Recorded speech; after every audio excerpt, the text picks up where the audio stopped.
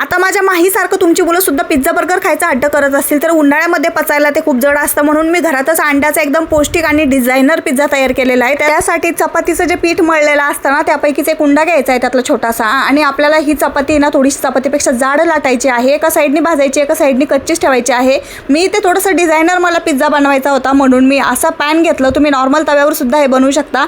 लांब सडक भाज्या चिरून काठोकाठ टाकल्या, त्यानंतर मध्ये टाकायचे पालक आणि कोथिंबीर, एक अंडं फोडून त्यामध्ये चवीनुसार मीठ घालून मस्तपैकी ह्याच्यावर घालून घ्यायचं, सगळीकडनं पसरून घ्यायचं। चिली फ्लेक्स टाकायचे, वरती थोडा कोथिंबीर टाकायचं आहे। आपली शेकलेली चपाती ज्या साईडनी कच्ची आहे ती बाजू करायची आहे बाहेरून, आणि मस्तपैकी बघू शकता इथे आपला पिझ्झा जो आहे ना तो तयार आहे। फक्त कमी गॅसवर याला 5 मिनिट अलट पलट करून जर परतलं ना तर छान तयार होतो। आता पिझ्झाचे 4 भाग कट करायचे आहेत। शेजवान चटणी आणि मस्तपैकी मेयोनीज, कच्च्या भाज्या टाकायच्या, शेव टाकायचे भरभरून। तुमचा हेल्दी पिझ्झा आणि रोल इथं तयार आहे। रोल सुद्धा बनवलं होतं माहीने, खूप एन्जॉय केला। एक वेळा नक्की ट्राय करा। Bye bye.